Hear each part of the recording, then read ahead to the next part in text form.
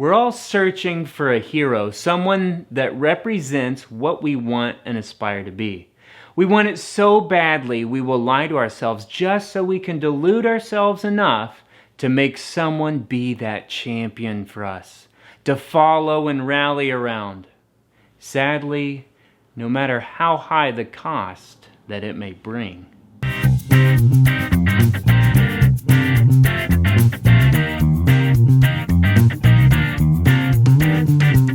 I'm going to read from 2 Timothy chapter 4, verses 3 through 5. For the time will come when they will not endure sound doctrine, but wanting to have their ears tickled, they will accumulate for themselves teachers in accordance to their own desires, and will turn away their ears from truth and will turn aside to myths. But you, be sober in all things, endure hardship, do the work of an evangelist, fulfill your ministry. A belief system can't just be a set of statements. It also needs to be personal and relational. This desire for beliefs to become personal drives people to find a figure who embodies their beliefs, which then leads to the sadly all too common phenomenon of the cult of personality. The cult of personality was a term popularized by Nikita Khrushchev's famous secret speech about the rulers Stalin and Mao. Let me read a section of Khrushchev's secret speech on the cult of personality and its consequences. Stalin acted not through persuasion, explanation, and patient cooperation with people, but by imposing his concepts and demanding absolute submission to his opinion. Whoever opposed this concept or tried to prove his viewpoint and the correctness of his position was doomed to removal from the leading collective and to subsequent moral and physical annihilation. Stalin originated the concept enemy of the people. This term automatically rendered it unnecessary that the ideological errors of a man or men engaged in a controversy be proven.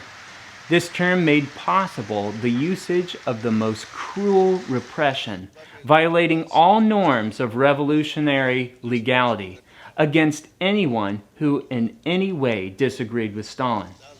Comrades, the cult of the individual acquired such monstrous size chiefly because Stalin himself, using all conceivable methods, supported the glorification of his own person.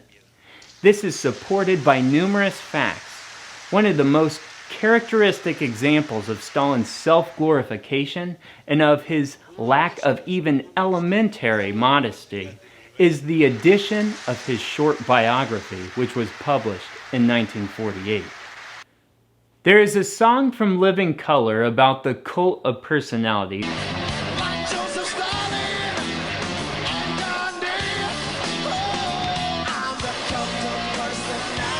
that sums this up rather well. I'll read a few lines of the verse. Look in my eyes, what do you see? The cult of personality. I know your anger, I know your dreams. I've been everything you want to be. I'm the cult of personality. You don't have to follow me. Only you can set me free. I sell the things you need to be. I'm the smiling face on your TV. I'm the cult of personality. I exploit you, still you love me. I tell you 1 and 1 makes 3. I'm the cult of personality. You gave me fortune, you gave me fame, you gave me power in your own God's name. I'm every person you need me to be. Oh, I'm the cult of personality. The communists had a belief, and a man attempted to recreate himself as that belief incarnate. To become a heroic figure who embodies all the perfect qualities of the Communist Party and Marxism. This progression then drove Stalin to rise beyond the constraints of the party and become in Stalin's mind above all limits of reality as well. Absolute power corrupts absolutely. And it without a doubt did, and 5 to 8 million of his own people died. This is sadly a common and continuing problem of humankind. The worst thing about it is that it's the crowd that creates these men. The crowd creates the cult of personality. The man is just one mere mortal. How can he do so much damage? The crowd gives him their blind loyalty and power, to which the leader wields to the destruction of all. The United States is not an exception to this folly. Most people have a belief they hold dearly, and we all yearn for a figure to embody that belief whom we can all rally behind. Nikita tried to assert the idea that communism was to be a belief that was beyond the personal, and isn't a belief that should have a figure who embodies it so that a cult of personality could happen and another evil strongman wouldn't rise up and take over. This, however, is impossible for humans to do. We cannot endure as humans impersonal beliefs forever. We need it to become personal. Try as hard as we might, but inanimate ideas are not enough. We need them to become alive and put on flesh and bone. So what then? Are we just nihilistically stuck in an impossible situation to which we will be inevitably doomed? Well, yes and no. We all look for a single individual to rally our cause and to follow. So in this sense, the answer is yes, it will inevitably happen. So then the only solution is we need a perfect individual to follow who can wield the full cup of power. This person, I would argue, is Jesus, the King of Kings, Lord of Lords, God of gods. He is the Word become flesh, incarnate, and he rules in perfect justice. The only problem for humankind is he can't be the figure for all beliefs, only his own. He is the perfect embodiment of his belief, and he is the perfect person to follow.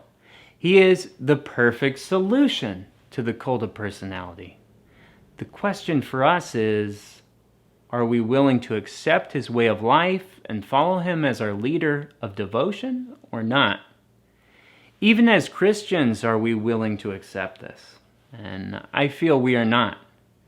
Christians have jumped onto the bandwagon of other beliefs while trying to hang on to Christ, and the consequence that awaits is the problem that there is only evil figures that will take control of those beliefs, and the Christian community will inevitably fall prey to them unless they let go and hold only onto Christ. I see this most obviously in politics, with the blind hysterical devotion to worldly individuals who attempt to be these single figures embodying the various political ideological beliefs. Whether they actually do embody these beliefs or not is another issue, but why do we follow other beliefs, and why are we following other teachers who have nothing or little to do with Christianity? We have one teacher, one leader, as Jesus commands his disciples in Matthew chapter 23, verse 10. To have more than one teacher in which we follow is to let our lives fall vulnerable to shipwreck. The world will inevitably fall for the cult of personality, as it stems from a deep nature in humans, as we discussed earlier. They should choose Jesus, but many won't, and darkness will once again fall upon the land, as is often repeated throughout history. But what matters is, what will the Christians do? Will they be sucked in with the world? Or will they be sober enough to hold to Jesus alone and be a light shining even in the darkest moments? It is a grave day when the Christians are asleep and the man of lawlessness takes power. Watchmen, take up your post and be on guard against those who would take advantage of the lost and seek power for themselves. The king is watching, and when he returns, May he find his soldiers standing for the truth and light to the last man. Grace and peace, brothers and sisters.